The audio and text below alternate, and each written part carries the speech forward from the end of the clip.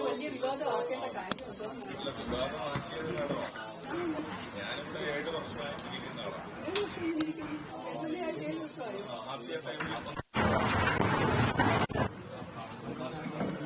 അപ്പം മറ്റേ കൗൺസിലറാണ്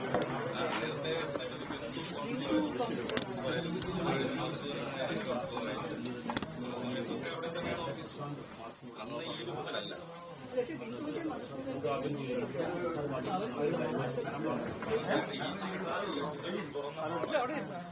ഈ പാർട്ടീഷൻ നമ്മൾ വാടകയ്ക്കെടുത്ത്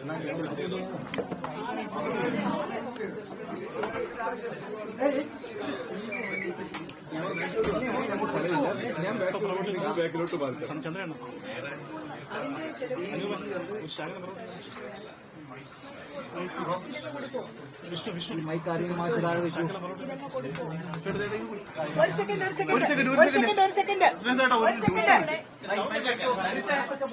ഞങ്ങൾ തമ്മിൽ യാതൊരു കുഴപ്പവുമില്ല. ഞങ്ങൾ തമ്മിൽ നിങ്ങൾ ചെറിയ ഒരു ടീമായി കൂടാതെ എന്റെ അനിയൻ തന്നെയാണ്.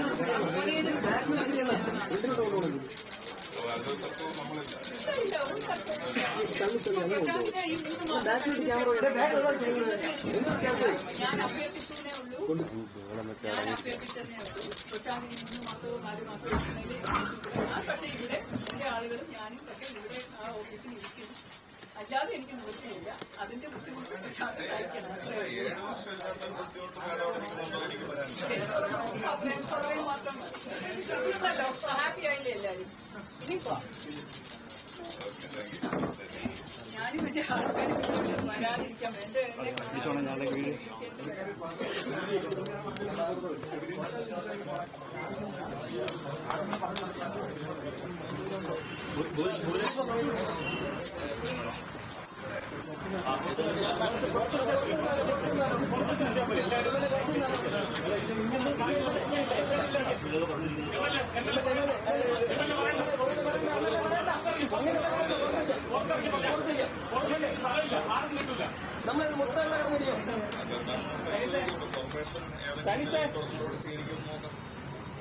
ഞങ്ങളെ സംബന്ധിച്ച് വാടക വീട് തീരുന്നത് വരെ നമ്മളിവിടെ തന്നെ ഉണ്ടാവും. അതിനൊന്നും ഒരു സംഭവമില്ല. അപ്പോ സഹോദരന് തുല്യനായിട്ടാണ് പറഞ്ഞത്. ഞങ്ങൾക്ക് സന്തോഷമുണ്ട്. ഞാൻ ഫോൺ വിളിക്കുമ്പോൾ ആദ്യം സംസാരിക്കുന്നത് വിഷയം ഇതായപ്പോഴാണ് അത് പറ്റില്ല എന്നുള്ള നിലപാട് എടുത്തത്. നാളെ തന്നെ ഞാൻ ഒഴിഞ്ഞേക്കാമെന്നാണ് പറയുന്നത്. നാളെ തന്നെ ഞാൻ മാഡത്തിന്റെ അഭ്യർത്ഥന മാനിച്ചുകൊണ്ട് എന്റെ ഓഫീസും എല്ലാം എടുത്തുകൊണ്ട് ഇവിടെ നിന്ന് മാറിയേക്കാം എന്നാണ് പറയുന്നത്. സ്വാഭാവികമായിട്ടും ഒഴിയണം എന്നുള്ള ചർച്ച വന്നപ്പോ ഓഫീസ് നിലവിൽ തെരഞ്ഞെടുത്തിരിക്കുന്ന നിയമപ്രകാരം മാർച്ച് മാസം വരെ കാലാവധിയുള്ള MLA എന്ന നിലയ്ക്ക് അല്ലെങ്കിൽ വാടകക്കാരൻ എന്ന നിലയ്ക്ക് സ്വാഭാവികമായിട്ടും പറ്റില്ലെന്ന് പറയണ്ടേ?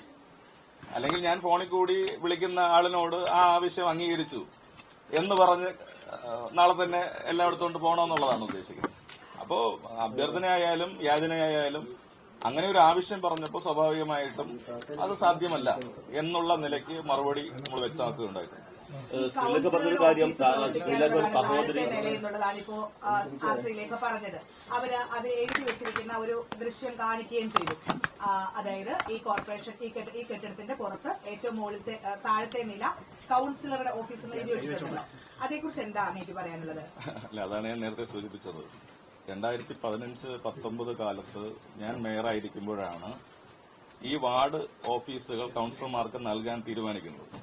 അന്ന് ഞങ്ങളെടുത്ത തീരുമാനം സ്വന്തമായി കോർപ്പറേഷന്റെ കെട്ടിടം വാർഡുകളിൽ ഉണ്ടെങ്കിൽ അത് കൌൺസിലർമാർക്ക് പ്രയോജനപ്പെടുത്തണം. ഇല്ല എങ്കിൽ സ്വകാര്യ കെട്ടിടങ്ങൾ എടുത്തുകൊണ്ട് അവിടെ വാടക നഗരസഭ നൽകും. അങ്ങനെയാണ് ഇവിടെ നേരത്തെ ഒരു ഓഡിറ്റർ ഹെൽത്ത് ഇൻസ്പെക്ടർ ഓഫീസായിരുന്നു. ഞങ്ങളുടെ സ്പിരിഡിൽ തന്നെ ഇതൊരു കോൺക്രീറ്റ് കെട്ടിടമാക്കി രൂപീകരിച്ചു. ഇന്ന് ഈ കാണുന്ന ഓഫീസ് രൂപത്തിലല്ല, ഇതൊരു തുറന്ന ഹാളായിരുന്നു. ഞങ്ങൾ ഈ സ്ഥലം കണ്ടെത്തി ഇത് പാർട്ടീഷൻ ചെയ്തിട്ടാണ് ഇവിടെ ഇതൊക്കെ ഞങ്ങൾ ചെയ്തിട്ടാണ് ഇങ്ങനെ ഒരു ഓഫീസാക്കി ഇതിനെ മാറ്റിയത്. അതിനുശേഷം 7 വർഷം മുന്നോട്ട് പോവുകയാണ്. 5 വർഷക്കാലം LDFന്റെ കൌൺസിലറായിരുന്നു ശ്രീമതി ബിന്ദു കൌൺസിലറായിരുന്നു. അത് കഴിഞ്ഞ് BJPയുടെ കൌൺസിലറായിരുന്ന ശ്രീ മധുസൂദനൻ നായർ കൌൺസിലറായിരുന്നു.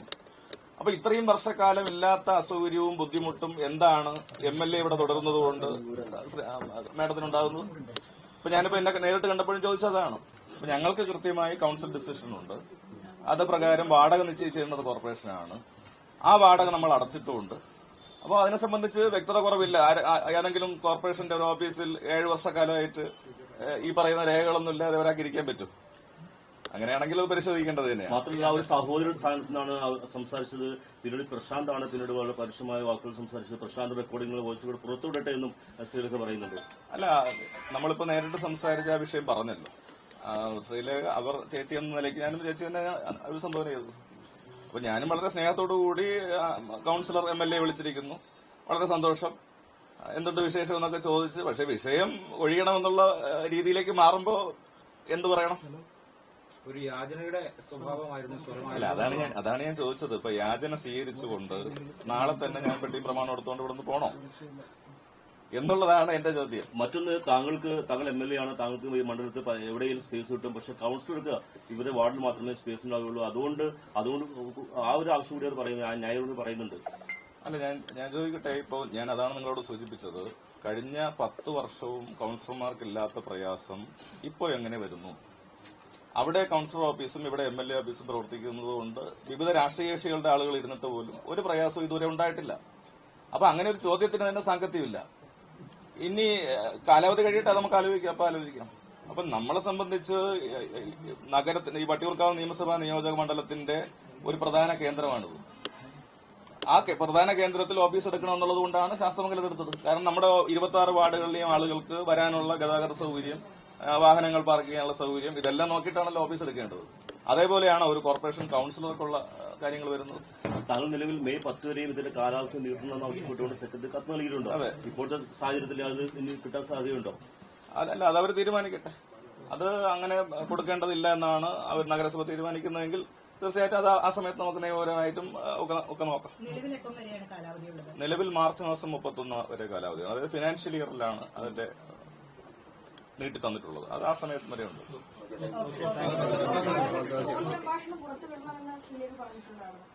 അല്ല, ഫോൺ സംഭാഷണത്തിൽ മാഡം പറഞ്ഞതും ഞാൻ പറഞ്ഞതും ഒക്കെ വ്യക്തമാക്കിയിട്ടുണ്ട്. അതിൽ ഞാൻ പറയാത്ത എന്തെങ്കിലും പറഞ്ഞിട്ടുണ്ടെന്ന് അവർ പറഞ്ഞിട്ടുമില്ല. അപ്പൊ സ്വാഭാവികമായിട്ടും അങ്ങനെ ഒരു പ്രശ്നത്തിന്റെ കാര്യമില്ല. നേരത്തെ പറഞ്ഞല്ലോ, യാചനാസ്വരത്തിലെങ്കിലും ഓഫീസ് ഒഴിയണമെന്ന് ശ്രീലേഖ മാഡം എന്നോട് ആവശ്യപ്പെട്ടു. പറ്റില്ല എന്ന് ഞാനും പറഞ്ഞു. അത് വളരെ ക്ലിയർ ആണ്. ഇപ്പോഴും ഞാൻ അത് തന്നെയാണ് പറയുന്നത്. കോർപ്പറേഷന്റെ നോട്ടീസ് കിട്ടിയാലും ഞാൻ പറയുന്നത് മാർച്ച് മാസം 31 വരെ ഞങ്ങൾ ഒഴിയാൻ തീരുമാനിച്ചിട്ടില്ല. അത് കഴിഞ്ഞ് കോർപ്പറേഷൻ കൌൺസിൽ പുതുക്കേണ്ടതില്ല എന്ന് തീരുമാനിച്ചത് അപ്പൊ നേരിടാം.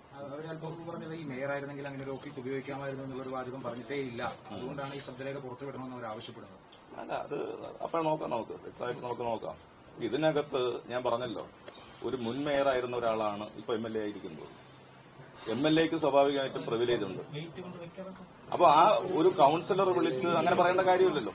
കൌൺസിലർക്ക് അങ്ങനെ ഒരു താല്പര്യം ഉണ്ടെങ്കിൽ അത് കോർപ്പറേഷൻ മേയർ വഴി സെക്രട്ടറി അറിയിച്ച് ഒഴിയണമെന്നുള്ള നോട്ടീസ് തന്നാൽ മതിയല്ലോ. എങ്കിൽ അപ്പോഴല്ലേ ഈ വിഷയം ചർച്ച ചെയ്യേണ്ട കാര്യമുള്ളൂ. അപ്പൊ നേരെ ഫോണിൽ വിളിച്ച് ആവശ്യപ്പെടുന്നു എന്നുള്ളതാണ് ഇവിടുത്തെ പ്രശ്നം.